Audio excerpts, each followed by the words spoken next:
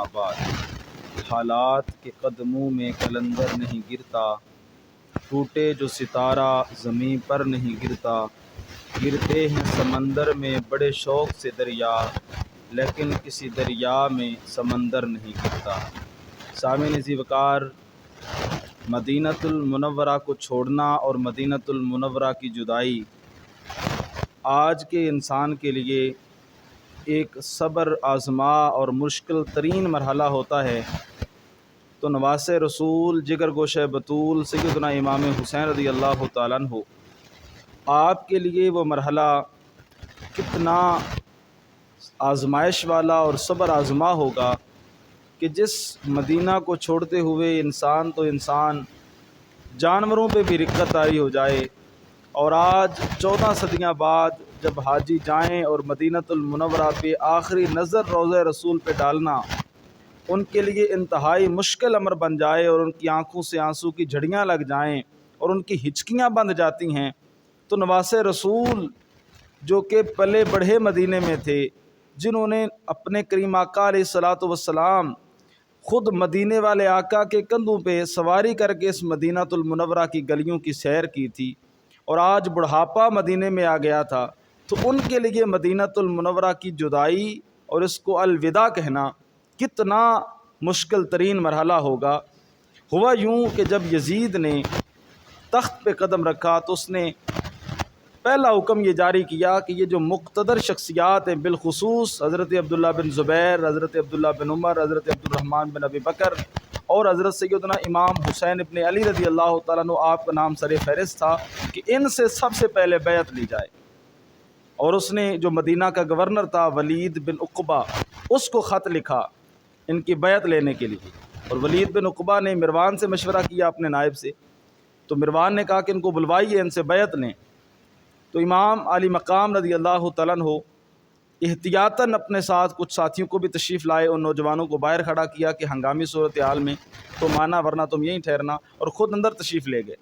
تو ولید بن عقبہ نے سارا معاملہ آپ کے سامنے رکھا، تو سیدنا امام علی مقام رضی اللہ تعالیٰ عنہ آپ نے فرمایا کہ یزید کی بیعت کوئی ایسا کام نہیں ہے کہ جس کو چھپ کر کریں۔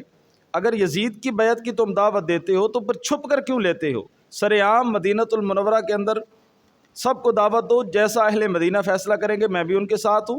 یہ کیسے ہو سکتا ہے کہ مثلی لا یبایع مثلہ، فرمایا میرے جیسا یزید جیسے کی بیعت ایک بند کمرے میں بیٹھ کر کیسے کر سکتا ہے؟ اور پھر یزید کے بارے میں مجھے پتہ چلا ہے کہ وہ خلفائے راشدین کے طریقے کے خلاف ہے، نمازوں کو برباد کرتا ہے، محرمات کے ساتھ نکاح کو حلال قرار دیتا ہے، جائز ناجائز کی اسے تمیز نہیں ہے، تو میں اس کی کیسے بیعت کر لوں؟ تو بہرحال جب آپ واپس چلے آئے تو مروان ولید بن عقبہ کو کہنے لگا کہ جناب یہ موقع آپ کے ہاتھ کبھی نہیں آئے گا دوبارہ، آپ نے ابھی کام تمام کر دینا تھا اگر بیعت نہیں کرتے تھے۔ تو ولید بن عقبہ جو عاشق اہل بیت تھا اور محب اہل بیت تھا اور صلح پسند آدمی تھا،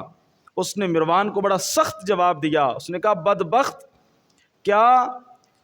آل بیت اور آل رسول کے ساتھ میں ایسا ظلم کروں؟ جو ایسا کرے گا وہ ناکام ہوگا، نامراد ہوگا، بدبخت ہوگا، دنیا آخرت میں ذلیل و رسوا ہوگا۔ میں اپنے نبی کو کیا جواب دوں گا اگر ان کے نواسے کے اوپر میں الیاذ باللہ اگر ہاتھ اٹھاؤں گا؟ تو سچی بات تو یہ ہے کہ تخت سکندری پر وہ تھوکتے نہیں ہیں، بستر لگا ہوا ہے جن کا تیری گلی میں۔ بعد میں بڑے اس ولید بن عقبہ کو خط آئے یزید کی طرف سے بھی، اور مروان نے بھی بڑے مشورے دیے اور بڑی دھمکیاں بھی آئیں اور بڑے لالچ بھی آئے، لیکن اس نے نہ یزید کے ظلم و ستم کو اپنے خاطر میں لائے اور نہ مروان کے مشوروں کو اس نے کچھ پسند کیا، بلکہ وہ تمام خطوط امام علی مقام کو دکھاتے رہے اور امام علی مقام کو تمام صورتحال سے آگاہ کرتے رہے۔ بہرحال جب امام علی مقام رضی اللہ تعالیٰ عنہ آپ نے سمجھا کہ اب یہ مدینۃ المنورہ میں رہنا مشکل ہو جائے گا اور یہ بیعت کے حوالے سے بار بار اصرار کرتے ہیں اور معاملات یہاں پہ خطرناک ہونے کا خدشہ ہے، تو آپ نے یہاں سے کوچ کا ارادہ فرمایا۔ تو اس کے لیے آپ رضی اللہ تعالیٰ عنہ اپنے نانا جان کریم آقا علیہ الصلاۃ والسلام کے روضہ انور پہ تشریف لے گئے۔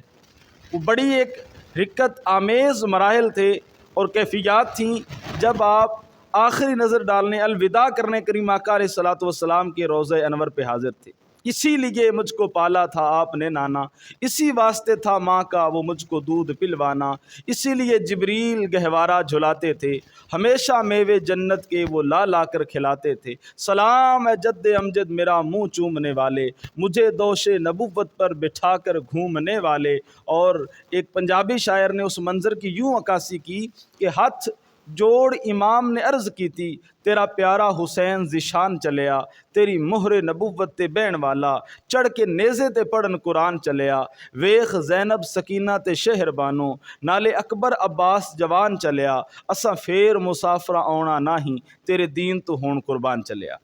جو کیفیت امام علی مقام پہ کرب کی طاری تھی وہ آپ جان سکتے ہیں یا آپ کے نانا جان سکتے ہیں۔ ایسے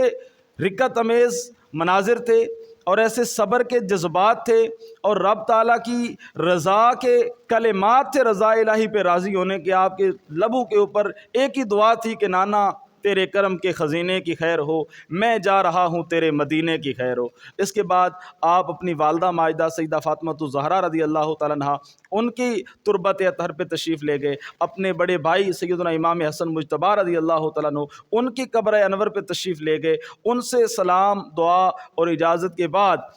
فاتحہ کے بعد آپ نے جب کوچ کا ارادہ فرمایا تو با اختلاف روایات 27 رجب کی تاریخ تھی۔ اور یہ ایک عجیب بات ہے کہ 27 رجب کی رات کو ہی کریم آقا علیہ الصلوۃ والسلام یعنی امام پاک کے نانا جان اپنی امت کی بگڑی بنانے کے لیے معراج پہ تشریف لے جاتے ہیں، اور اسی رات ہی آپ کے نواسہ جان اس امت کے ظلم و ستم کا نشانہ بننے کے لیے مدینہ سے روانگی کا سفر اختیار فرماتے ہیں۔ اور آپ کی زبان پر قرآن مجید کے یہ الفاظ تھے، سورۃ التوبہ کی آیت نمبر 51 ہے، یہ الفاظ تھے آپ کی زبان پہ، قُل لَن یُصِیبَنَا إِلَّا مَا كَتَبَ اللَّهُ لَنَا، فرما دیجئے ہمیں وہی پہنچے گا جو ہمارے حق میں لکھا جا چکا ہے، ہوا مولانا، وہی اللہ ہمارا مددگار ہے، وَعَلَى اللَّهِ فَلْيَتَوَكَّلِ الْمُؤْمِنُونَ، اور مومنوں کو چاہیے کہ اللہ پر ہی بھروسہ رکھیں۔ دعا ہے کہ اللہ رب العزت سیدنا امام علی مقام امام حسین رضی اللہ تعالیٰ عنہ آپ کے ہمیں نقش قدم پر چلنے کی توفیق عطا فرمائے۔